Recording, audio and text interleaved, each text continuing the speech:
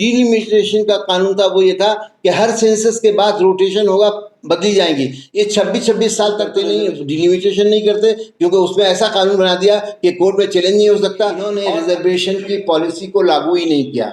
इन्होंने रिजर्वेशन की पॉलिसी को सिर्फ मुसलमानों को कमजोर करने के लिए लागू किया। जहां मुसलमानों की आबादी ज्यादा है उनको रिजर्व कर दिया, और जहां दलित की ज्यादा आबादी है उनको इन्होंने जनरल कर दिया। अब इसकी वजह से ये हुआ कि जो तनासुब है, रेशियो है, वो जनरल का बढ़ता रहता है। पार्लियामेंट में पट्टीदार कह रहे हैं कि हमें रिजर्वेशन दीजिए, महाराष्ट्र में मराठा कह रहे हैं, आंध्र प्रदेश में, तेलंगाना में भी मादियास कह रहे हैं। कोई कहता है कि हमें शेड्यूल कास्ट से शेड्यूल ट्राइब बनाइए। कास्ट सेंसस हो जाएगा तो मालूम हो जाएगा कि शेड्यूल कास्ट की आबादी कितनी है, क्योंकि 1931 के बाद से मालूम नहीं है। और जो 15% रिजर्वेशन दलित को दे रहे हैं और 7.5% शेड्यूल ट्राइब को, वो भी गलत है, कम है। लेकिन उससे ज़्यादा जुल्म ये है कि 52% का आंकड़ा जो है वो उसकी जगह पे ये सिर्फ 27% रिजर्वेशन दे रहे हैं ओबीसी को। इसलिए ओबीसी को फुल मिलना चाहिए, और वो जातें जो रिजर्वेशन की मांग कर रही हैं उनको भी सेटिस्फेक्शन हो जाएगा अगर प्रोपोर्शनल रिप्रेजेंटेशन मान लिया जाएगा। यही बातें करने के लिए आज हमें बुलाया है। आपके जो सवाल साहब, आपने बात कही कि रिजर्वेशन सही से लागू नहीं है, कौन सी वो बड़ी दलित सीटें हैं जिसको आप बता सकते हैं कि उनको जनरल कर दिया गया है, या मुस्लिम्स के जो सीटें हैं, खासतौर से दोनों का आपने नाम लिया, जिनको रिप्रेजेंट नहीं कर पा रहे हैं उनको साइड लाइन कर दिया गया। हमने एक टेबल तैयार की 3 स्टेट की, बिहार, बंगाल और उत्तर प्रदेश की। वो table on the basis of report of structure committee है। मैं अभी आपको दे देता हूँ सब उस जगहों की टेबल मेरे पास है, उसका कागज़ तैयार है। आशिक जाके पार्ट 2 निकाल लाओ, डिलिमिटेशन का पार्ट 2 की कापी निकाल प्रिंट आउट कि एक हम आपको कुछ मिसालें देते हैं। जैसे सबसे पहली उत्तर प्रदेश की मिसाल एक बताते हैं। नगीना सीट है, 53 से 54% मुसलमान है, वो रिजर्व है। जहां पर भी उत्तर प्रदेश में सीटें रिजर्व हैं वहाँ साइजेबल पॉपुलेशन ऑफ मुस्लिम्स है।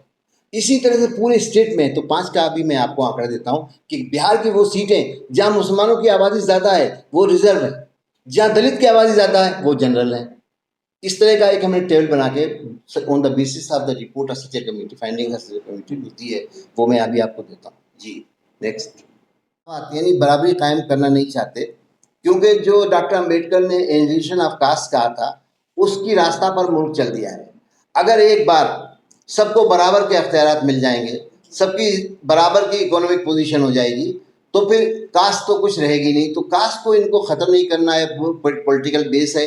इसलिए बीजेपी बहुत घबराई हुई है कि अगर उसकी जो अपने वो बेस वोट है उसकी ताकत कम हो जाएगी और आम आदमी में पहुंच जाएगी तो बहुत मुश्किल हो जाएगा। इसलिए अपने ही ज़रिए उसको गर्म कर रहे हैं इशू को।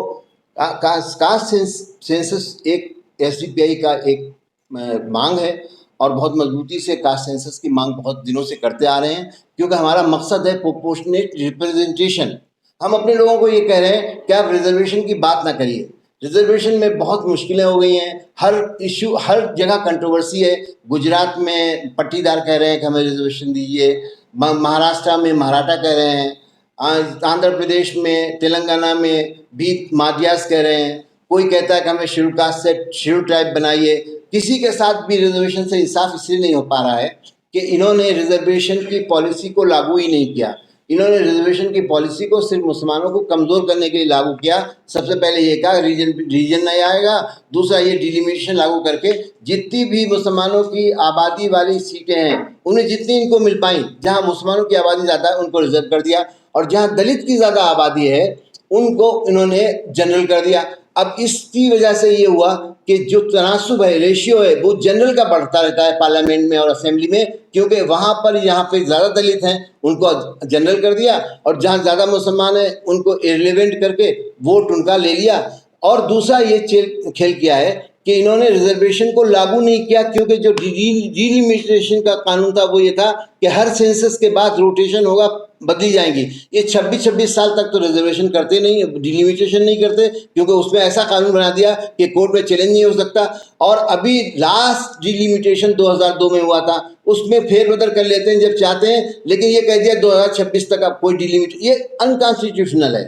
इसके पीछे गवर्नमेंट की राय सिर्फ ये है, गवर्नमेंट की नहीं, जो यहाँ पर मेजोरिटेरियन हुकूमत कायम करना चाहते हैं, जो एक आर्टिफिशियल मेजॉरिटी कायम करना चाहते हैं, उसकी बुनियाद पर ये सबसे बड़ा हथियार इनका डिलिमिटेशन है। लेकिन अभी जो सब कैटेगराइजेशन का आर्डर हुआ सुप्रीम कोर्ट से, उससे जो घबराए हुए हैं, तो एसडीपीआई सब कैटेगराइजेशन को सपोर्ट करती है। लेकिन उसमें थोड़ी एक बात है कि जब तक कि रिजर्वेशन के अंदर जो कोटा है वो पूरा नहीं भर जाता, क्योंकि एक साजिश करके, क्योंकि अपॉइंट करने वाले लोग ज़्यादातर ऐसे लोग हैं प्रकाश के, जो उस कोटे को आज़ादी के बाद से जब से रिजर्वेशन लागू हुआ है उसे पूरा ही नहीं होने देते। उसको मुझे ज़ाती तौर पे भी जानकारी है, लेकिन उसकी मैं बात इसलिए नहीं करूँगा कि ये इंटरव्यू रोक देते हैं। अगर 35 जगह हैं तो 10 जगहों पर इंटरव्यू करके वहाँ अपॉइंट करके और बाद में जगहों को छोड़ देते हैं, और बाद में इतना बैकलॉग बड़ा कर देते हैं कि उसे डिजर्व कर देते हैं। तो एक चाल है जिसकी वजह से रिजर्वेशन का पूरा फायदा नहीं मिल पा रहा है। इसलिए एसडीपीआई कहती है कि हम सब लोग इकट्ठा होकर एक मांग उठाएं कि प्रोपोर्शनल रिप्रेजेंटेशन के कानून को मान लिया जाए, जिसकी आबादी जितनी है उसको ईमानदारी से उतना हिस्सा दे दिया जाए। और उसके लिए कास्ट सेंसस बहुत ज़रूरी है, क्योंकि 1931 के बाद से कोई कास्ट सेंसस नहीं हुआ।